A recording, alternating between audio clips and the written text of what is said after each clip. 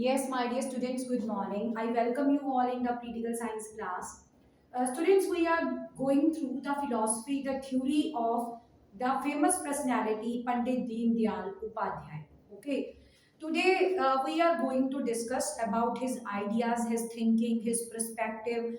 Earlier, we had discussed about his theory that was integral humanism. Okay. He divided the human body into four parts: mind, body, soul, and intellect. He said that the development of all these four things are necessary for the development of individual as well as society. Now, in today's class, we are going to discuss about his views, his ideas related to capitalism and socialism. Pandit Deendayal Upadhyay, he was against Western capitalist and socialism. Pandit Deendayal Upadhyay opposed both Western capitalism, individualism and Marxist socialism. So पंडित जी जो थे वो Marxist socialism और western capitalism के against थे. According to him, capitalist and socialist ideologies only consider the needs of the human body and mind. कि ये जो socialism है या कैपिटलिज्म है ये सिर्फ ह्यूमन बॉडी की जो माइंड की और बॉडी की जो नीड्स हैं सिर्फ उनको ही कंसीडर करती हैं. स्पिरिचुअल मैटर से इनका कोई लेना देना नहीं है, क्योंकि अगर हम माइंड और बॉडी की नीड्स पे फोकस करेंगे इसका मतलब ये है कि हम मटेरियलिज्म को इनहैंस कर रहे हैं, उसको प्रमोट कर रहे हैं. ठीक है. और अगर मटेरियलिज्म को प्रमोट करते हैं तो वहां पे स्पिरिचुअल डेवलपमेंट नहीं हो सकती. पर स्पिरिचुअल डेवलपमेंट जो है वो इक्वली इंपॉर्टेंट है for the complete development of human being. कि मटेरियलिस्टिक डेवलपमेंट के साथ साथ स्पिरिचुअल डेवलपमेंट भी इंपॉर्टेंट है. ठीक है. सो पंडित दीनदयाल उपाध्याय स्पिरिचुअल डेवलपमेंट के ऊपर ज्यादा जोर देते हैं और वो कहते हैं कि दोनों ही चीजें कैपिटलिज्म और सोशलिज्म में मिसिंग है. कैपिटलिज्म और सोशलिज्म मटेरियलिस्टिक है. His philosophy on the internal conscious pure human soul to be called chitti. Deen Dayal Upadhyay described a classless, casteless and conflict-free social system. उनकी जो फिलॉसफी है, ठीक है, इंटरनल कॉन्शियस की, pure human soul की, इसको हम क्या कहते हैं, चिट्टी कहा उन्होंने. ठीक है. और ये दीनदयाल उपाध्याय कैसी क्लास की, कैसी एक सोसाइटी चाहते हैं जो क्लासलेस है, कास्टलेस है और कॉन्फ्लिक्ट फ्री है. ठीक है. तो आगे जैसे इनके व्यूज हम देखते हैं कि मानव की प्रगति का अर्थ शरीर, मन, बुद्धि व आत्मा, इन चारों की प्रगति है. Mind, body, soul and intellect development of all is necessary for overall development of a human being. ठीक है जी. तो इनके व्यूज हम देख रहे हैं. आगे दीनदयाल उपाध्याय के जो व्यूज है नेशनलिज्म को लेके क्या है. He criticize the western idea of nationalism. उन्होंने नेशनलिज्म के वेस्टर्न आइडिया को क्रिटिसाइज करा. He does not believe in the concept of territorial nationalism.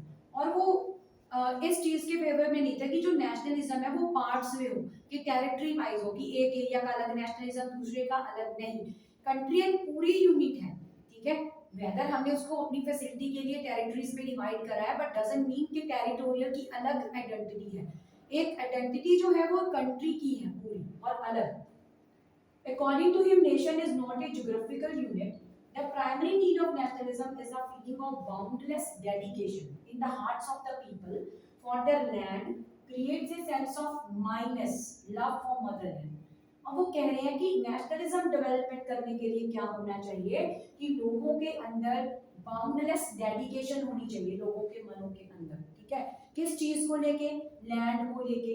ठीक है. और ये एक माइनस की सेंस को क्रिएट करता है, मतलब अपनेपन की सेंस को क्रिएट करता है.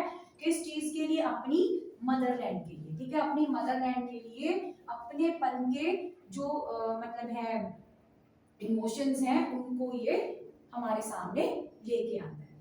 भारत जिन मुश्किलों का सामना कर रहा है उसका प्रमुख कारण इसकी राष्ट्रीय पहचान की उपेक्षा करना है. ठीक है.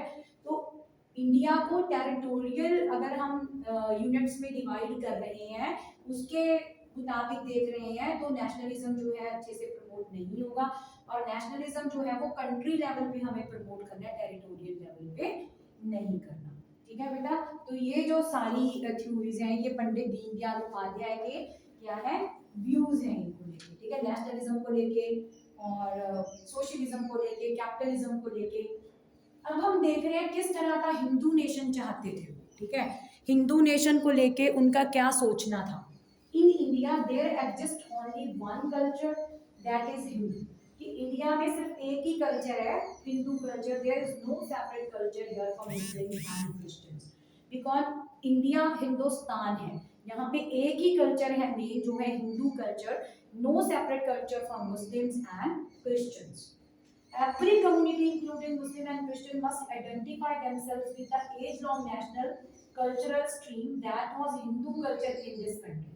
अगर यहाँ पे मुस्लिम और क्रिश्चियंस भी हैं, India is known for its diversity and there is unity in diversity, तो we should know Muslim and Christians with their identity, ठीक है, and which identity which was as long national cultural stream, कि पुराने time से जो cultural stream चलता आ रहा है, हिंदू और हिंदुओं को भी सेम, मुस्लिम और क्रिश्चियंस को, सबको एक ही कल्चर से हमने जानना है, ठीक है, जो हमारी कंट्री में प्रिवेलिंग है। और ये कल्चर कौन सा है, हिंदू कल्चर है, ठीक है जी।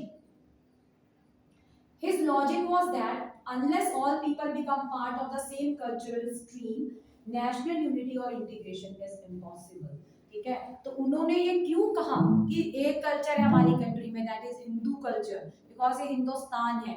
क्योंकि उनका मानना था कि जब तक सारे लोग एक ही फ्लैग के अंदर नहीं आ जाते, एक ही कल्चर के अंदर नहीं आ जाते, तब तक इंटीग्रिटी और यूनिटी एस्टैब्लिश करना कंट्री में it's not possible. Therefore, we can never become an indivisible part of this country. तब तक हम इस कंट्री के इंडिविजिबल पार्ट जो है वो नहीं बन सकते, ठीक है।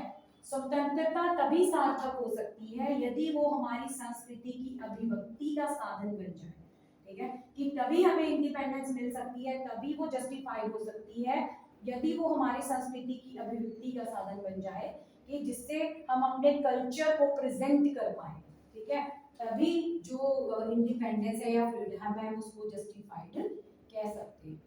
अब उनको किसने क्रिटिसाइज किया, उनकी थ्योरी को, एजी नूरानी in his article Merchant of Hate calls Upadhyay a viciously communal, ठीक है।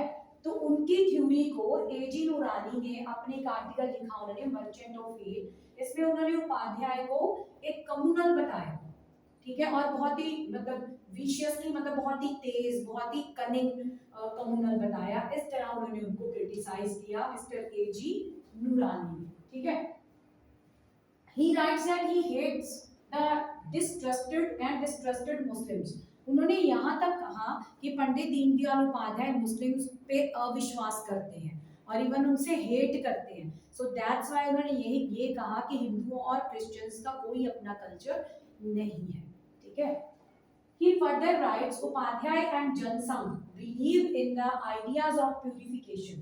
Non-Hindu had no place in his Bharat.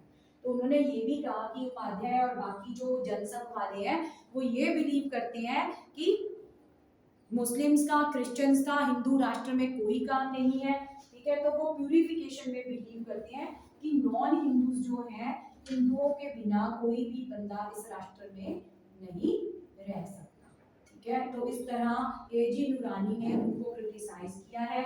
तो यस बेटा, this was all about Pandit Deendayal Upadhyay. किस तरह की थ्योरी उन्होंने दी, इंटीग्रल ह्यूमनिज्म के बारे में हमें बताया, सोशलिज्म और कैपिटलिज्म के बारे में हमें बताया, किस तरह का इंडिया वो बनाना चाहते हैं, कि हिंदू राष्ट्र को आगे लेके जाना चाहते थे, उनकी अपनी थिंकिंग थी, ठीक है, कि सबको एक अगर फ्लैग के नीचे लेके आना है तो डिवर्सिफिकेशन नहीं होनी चाहिए, सबका एक ही कल्चर को फॉलो करेंगे तभी हम नेशनलिज्म की भावना, इमोशन को आगे लेके आ सकते हैं, ठीक है। तो here are some critics also, जैसे एजी नूरानी के बारे में हमने स्टडी किया कि उन्होंने उनकी थ्योरी को किस तरह रिएक्ट किया, ठीक है। तो उन्होंने अपनी तरफ से पंडित दीनदयाल उपाध्याय ने हमारी सोसाइटी की डेवलपमेंट में बहुत ज्यादा कंट्रीब्यूशन जो है वो दिया है, ठीक है ना। उन्होंने सिर्फ ह्यूमन बीइंग के इंडिविजुअल पे फोकस नहीं किया, उन्होंने स्पिरिचुअल डेवलपमेंट पे भी फोकस किया है as well as material development. Okay बेटा, आई होप उनकी थ्योरी जो है दीनदयाल उपाध्याय की क्लियर हो गई होगी आपको। Thank you so much.